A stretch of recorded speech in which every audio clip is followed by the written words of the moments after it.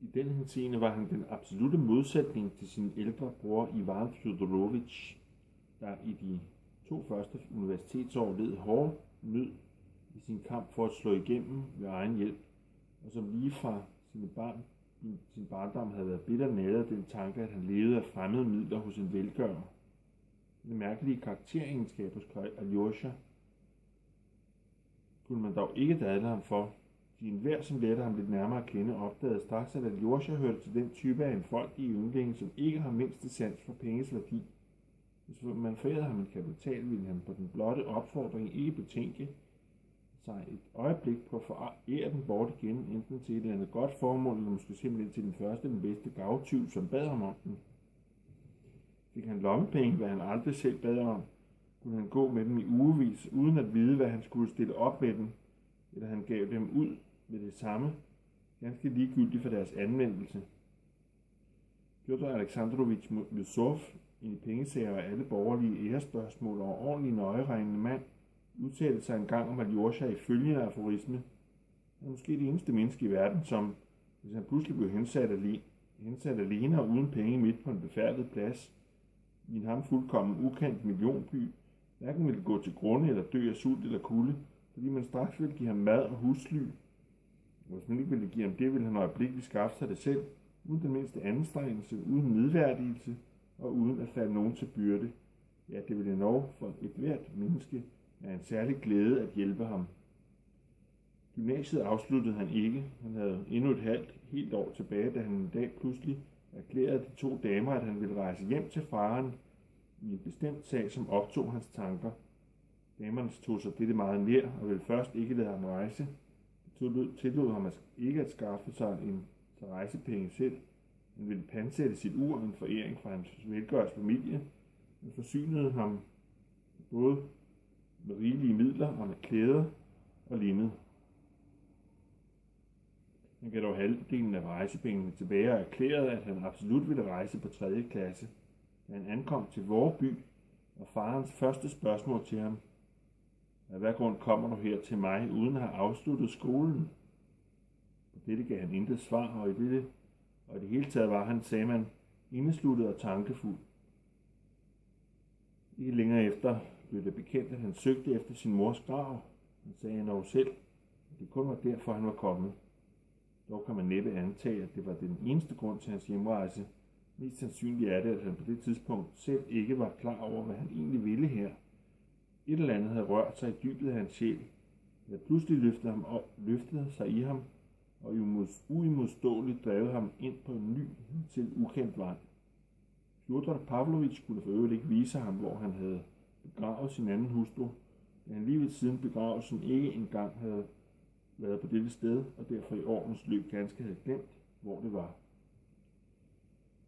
Om Fjodor Pavlovich endnu et ord på dette sted. Før Aljoshas ankomst havde han i lang tid været borte fra byen. Omtrent 4 år efter sin anden hustrus død havde han begivet sig til Sydrusland og var til sidst nået til Odessa, hvor han havde sat sig fast for en række år. Han var derefter, hvad man selv sagde, kommet i dag med en masse jøder, med jødesmåser, jødebænkler og jøderak. Og det var endt med, at minsandten var kommet i huset hos rigtige hebræere.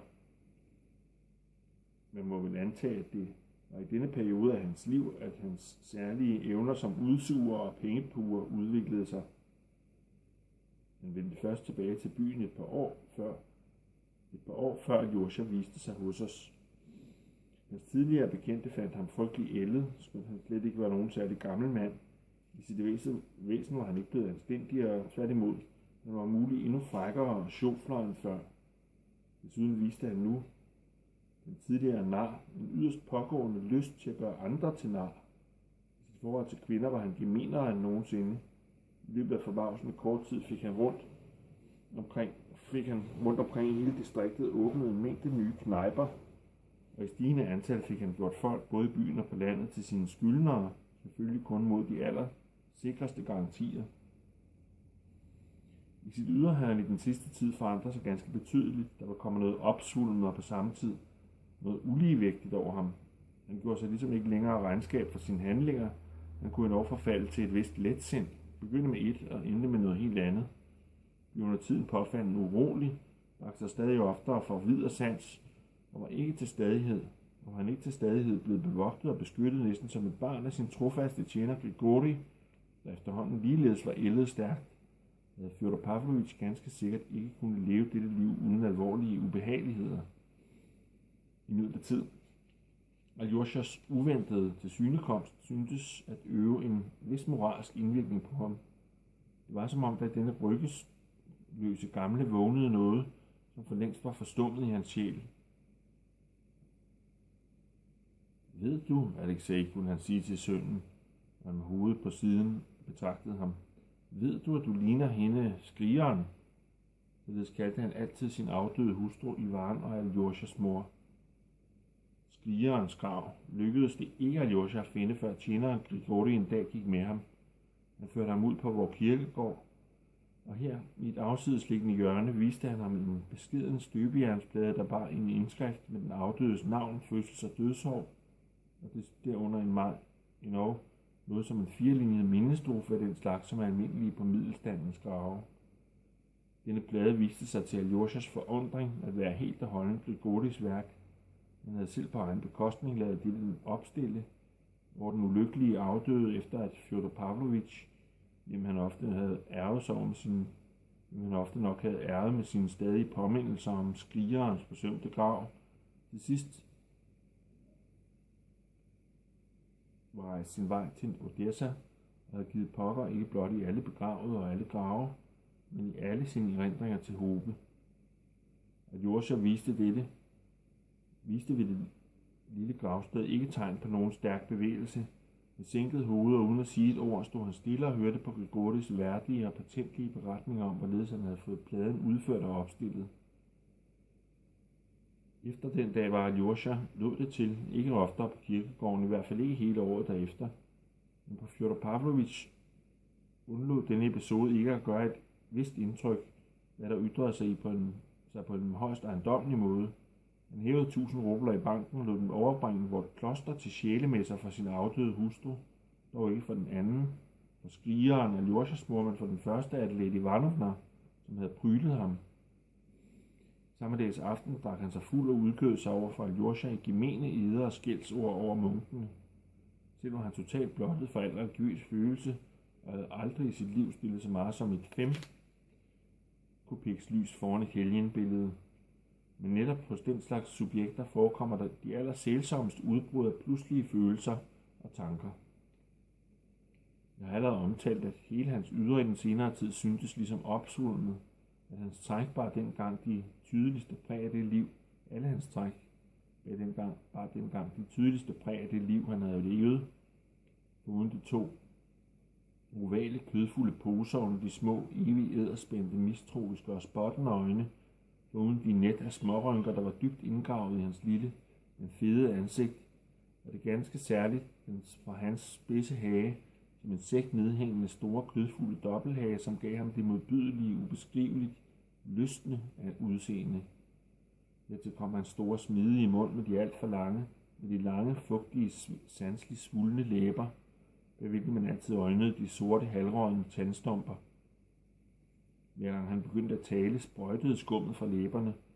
Øvrigt holdt han selv meget af at spøge med sit ansigt, skønt han i virkeligheden lød til at være overordentligt tilfreds med det. Særligt den skarpe og stærkt buede næse, synes han at være stolt af. En ægte romernæse, plejede han at sige. Sammen med dobbelthanen et ægte patricia-ansigt fra den romerske forfaldstid. Det betonede han ofte med åbenbar suffisance. Og så kom Aljosja pludselig en dag ikke længere efter besøget på morens grav og sagde til faren, at han ville indtræde i klosteret, og at munken havde erklæret sig villige til at optage ham som novice. Han tilføjede dette nu hans lidenskabelige ønske, og han bad faderen om at give ham den formelle tilladelse dertil. Den gamle vidste allerede, at Staretsen Sosima, der levede i klosterets eremithytte, havde gjort et dybt indtryk på hans stille dreng. Denne Starets er vel den ærbareste af alle munkene. Jeg tænkte mig, rummede han hen for sig, efter at have hørt på Aljosja, hvis forlangen ikke synes at undre ham synderligt. Altså det er den vej, du vil, min blide søn. Han var halvdrukken, og pludselig fortrak han ansigtet til et stupidt grin, der blev stående, dog med et glimt af underfundighed nu og da. Det anede mig, jeg vil.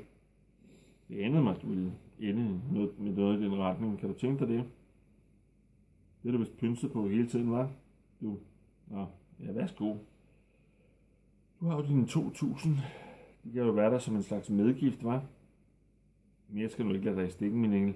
Jeg skal nok give dig det nødvendigste til indtrædelsen, hvis de forlanger noget. Og hvis de ingenting forlanger jo, så skal man jo ikke trænge sig på, vel? Penge tager du på som en pipfugl i småkorn nu og da. Hvad ved du? Der findes et stort kloster, som har sådan en slags indhegnet forstad, ene og alene for klosterkvinder. En 30-40 stykker måske, alle til brug for. Og jeg har været der. Det var interessant, må jeg sige, der i sin art, naturligvis som righoldigt udvalg betragtet. Kun var hele udvalget mig alt for russisk, lutter russiske kvinder uden en eneste fransk. Men der er jo heller ingen midler, så de franske kunne som en godt tyde derhen. Og en skønne dag kommer de også, det spår jeg. Men her findes jo intet af den slags, hvor kloster kender ikke til klosterkvinder. Her har vi kun munke, et par hundrede i alt. Her går de ærbart til med faste og alt det der. Det må man indrømme. Altså til munken vil du gøre mig ondt at skilles fra dig for oprigtigt talt, Aljosha. Du kan tro mig, jeg har fået dig kær. For øvrigt kommer det belejligt til. Du vil så kunne bede for mine sønner. Jeg har jo syndet svært her. Stadig har mine tanker drejet sig om dette. Hvem må engang vil bede for mig? Findes der på jorden et sådan menneske? Du, Aljosha, du aner ikke, hvor dum jeg er i henseende til det hinsides. Overrejsende simpelthen. Altså skønt jeg indser, hvor dumt det er, kan jeg under tiden ikke vise den tanke fra mig, at djævlene, straks når jeg dør, de rager mig til sig med deres klogjern. Ja, de skulle glemme det, er ganske udelukket. Og så tænker jeg, klogjern, hvor får de dem fra? Hvad er de lavet af? Er de virkelig af jern? Hvor bliver de smedet? Har de værksteder til den slags? Ser du i klosteret, der antager munkene dog sikkert, ikke sandt, at helvede for eksempel har et loft. Jeg for min part vil gerne villig til at tro på helvede. Kun må det være uden loft. Det kræver ens følelser og oplysning. Det er mere lutheransk, så at sige. Men er det i virkeligheden ikke ganske ligegyldigt med eller uden loft? Her ligger netop helt det forbandede spørgsmål. Så findes der ikke noget loft, så findes der vel heller ingen klogjern. Og er det løgn med disse klogjern, så er det vel løgn alt sammen. Jeg mener, så er det usandsynligt, ikke sandt? Men hvis ingen rager mig ned i helvede med klogjern, hvad så? Er der så retfærdighed til i verden? Man må opfinde dem, disse klogjern, specielt for mig alene. Så hvis du vidste, Aljosha, hvad jeg er for en rakkertamp. Der findes ingen klogjern, det sagde Aljosha stille og alvorligt, det han så på faren. Se, altså kun skygger af klogjern måske, jeg forstår. Således plejer jeg også en vis franskmand at beskrive helvede. Je vous l'ombre d'une cocher qui avec l'ombre d'une brosse frottait l'ombre d'une carrosse. Men hør min dueunge. Hvordan kan du egentlig vide, at der findes klogjern i helvede? Har du først været hos munken en tid, vil du synge en anden sang. Men går du blot til disse munke, så der igennem til sandheden, og kom så og fortæl mig den. Det bliver alligevel lettere at gå over i den anden verden, når man ved lidt om, hvad der venter en. Og forresten sømmer det sig også bedre, for der er et leve blandt munke end hos mig, gamle fyldevorm og mine pigebørn. Skønt du jo ligesom englen er usårlig. Intet når dig. Men måske går det der i klosteret på samme måde, med at intet når dig. Og det er just med det håb, at jeg billiger dit ønske. Din forstand har fanden jo ikke et endnu. Du vil flamme op og slukkes igen. Du vil komme der og vende tilbage. Jeg vil vente på dig. Så siger du, jeg føler jo, at du er det eneste menneske på jorden, som ikke fordømmer mig. Du er min egen dueunge. Jamen, det føler jeg. Hvordan kan jeg andet? Og han begyndte at flæbe. Han var sentimental. Gemen og sentimental var han. Og det var 4. kapitel af første bog. Og igen glemte jeg at indføre en vits om Henrik Bøgelund, fordi jeg blev grebet af stemningen.